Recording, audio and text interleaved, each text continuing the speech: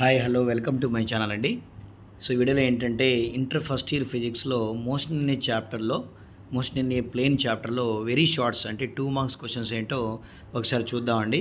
So అదే చాప్టర్లో తర్వాత నెక్స్ట్ 4 మార్క్స్ 1 మార్క్స్ కూడా మీకు అన్నీ ఎక్స్ప్లెయిన్ చేద్దాం. సో ఫస్ట్ వచ్చేసి మనకి మోషన్ ఇన్ ఏ ప్లేన్లో వెరీ షార్ట్స్ ఎక్స్ప్లెయిన్ చేద్దాం చూడండి. సో ఇక్కడ వెరీ షార్ట్స్ అంటే మనకి 2 మార్క్స్ క్వశ్చన్స్ అనమాట ఇవన్నీ కూడా. సో ఫస్ట్ క్వశ్చన్ వచ్చేసి what are scalars and vectors అండి.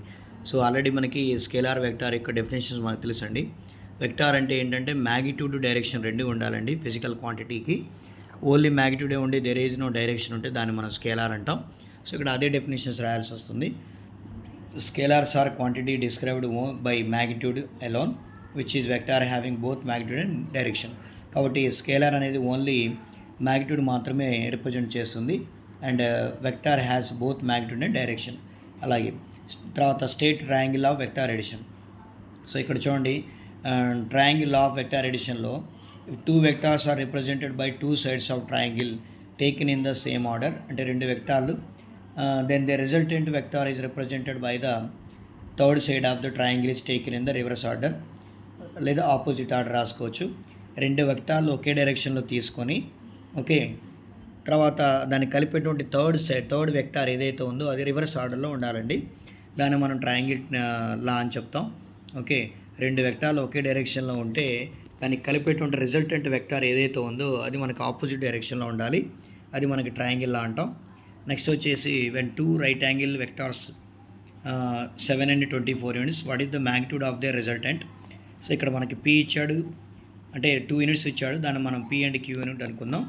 ఇక్కడ రైట్ యాంగిల్ అని కాబట్టి తీటా వాల్యూ 90 degrees తీసుకుంటాం. ఆల్రెడీ ప్యారలోగ్రామ్లో మ్యాగ్నిట్యూడ్కి ఎక్స్ప్రెషన్ తెలుసండి మనకి. So R √P² + Q² + 2PQ cos θ. So P and Q value ఇక్కడ మనకు సబ్స్టిట్యూట్ చేస్తే సరిపోతుంది అండ్ తీటా వాల్యూ కూడా. ఓకే, సో cos 90 ఎలాగో 0, 7² అంటే 49, 24² అంటే 576. సో √625కి మనకి 25 వస్తుంది. అలాగే నెక్స్ట్ క్వశ్చన్ చూడండి, P వెక్టార్ Q వెక్టార్ ఇచ్చండి, find the magnitude of P + Q. Simple అండి, ఇది P + Qను మనం ముందు యాడ్ చేసుకుంటాం, వచ్చిన దానికి మ్యాగ్నిట్యూడ్ చేయటమే. సో 2 వెక్టార్స్ని మనం యాడ్ చేసుకుంటే అక్కడ P and Qని 6i + 8j + 24k వచ్చిందండి. సో దాన్ని మ్యాగ్నిట్యూడ్ కావాలంటే √ఓవర్ చెప్పాం కదా మీకు, √ఓవర్ తర్వాత పక్కన ఉన్నటువంటి i, j, kలు అన్నిటి స్క్వేర్ రాసుకుంటే సరిపోతుంది. సో 6² + 8² + 24² సో దాని వాల్యూ వచ్చేసి మనకి 676కి ఎగ్జాక్ట్ రూట్ ఉందండి 26. అలాగే నెక్స్ట్ 5th క్వశ్చన్ చూసుకున్నట్లయితే మనం can 2 vectors of unequal magnitude add up to give the 0 vector. Can 3 unequal vectors add up to give to 0 vector. ఇక్కడ క్వశ్చన్ మీనింగ్ అర్థం చేసుకోవాలి మనం. చూడండి ఏమంటున్నాడు, can 2 vectors of unequal magnitude, 2 unequal vectors ఉన్నటువంటి magnitude vectors add అయితే to give the 0 vector, అది 0 వెక్టార్ని represent చేస్తుందా, లేదా 3 అన్ఈక్వల్ వెక్టార్స్ని యాడ్ అయితే అది 0 వెక్టార్ని చూపిస్తుందా అంటే వచ్చేసి ఫస్ట్ చూడండి, ఫస్ట్ది నో అనమాట. Can 2 vectors of unequal magnitude add to give the 0 vector అంటే no. So 2 vectors of unequal magnitude cannot add up to the 0 vector. So however there is 3 or more vectors with unequal magnitudes can add up to the 0 vector. Okay, however there are more vectors with unequal magnitudes can add up to the 0 vectors. ఇక్కడ చూడండి, can 3 unequal vectors అంటే అవి unequal, ఈ 3 vectors మనకి add up చేసుకుంటాయండి. Add up to give the 0 vector అంటే yes, ఫస్ట్దే మనకి 2 వెక్టార్స్ ఒక అన్ఈక్వల్ మ్యాగ్నిట్యూడ్స్ మనకి యాడ్ అయ్యి 0 వెక్టార్ని చూపిస్తుందా అంటే అవ్వదనమాట. కెన్ 3 అన్ఈక్వల్ వెక్టార్స్ అయితే మనకి can add up to the 0 vector. Okay, next if vertical component of vector is equal to horizontal component, so what is the angle made by the vector అనమాట. మీకు already చెప్పామండి, ఇక్కడ horizontal అనేది మనం cos థీటాగా తీసుకుంటాం, vertical sign థీటాగా తీసుకుంటే. So ఒక black మీద F1 ఫోర్స్ అప్లై చేసుకుంటే ఒక వెక్టార్ ఇక్కడ రిప్రజెంట్ చేసుకుంటే vector, so it will be resolving into 2 components F cos θ and F sin θ.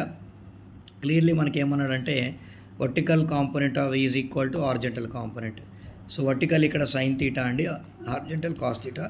రెండింటిని ఈక్వల్ చేయండి, బోత్ సైడ్ FF క్యాన్సిల్ చేసుకొని సైన్ ఇటు cos θ అటు తీసుకెళ్ళండి. అప్పుడు sin బై cos tan θ అవుతుంది, tan θ 1.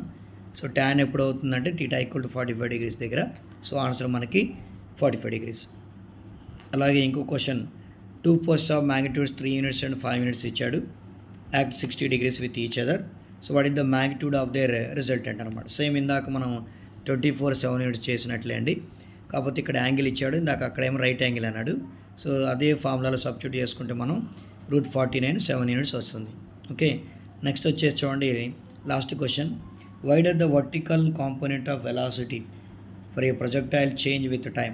చూడండి, వర్టికల్ కాంపోనెంట్ యొక్క వెలాసిటీ మనం ఒక బాడీని ప్రొజెక్ట్ చేస్తే వర్టికల్ కాంపోనెంట్లో అది టైంతో చేంజ్ అవుతుందండి.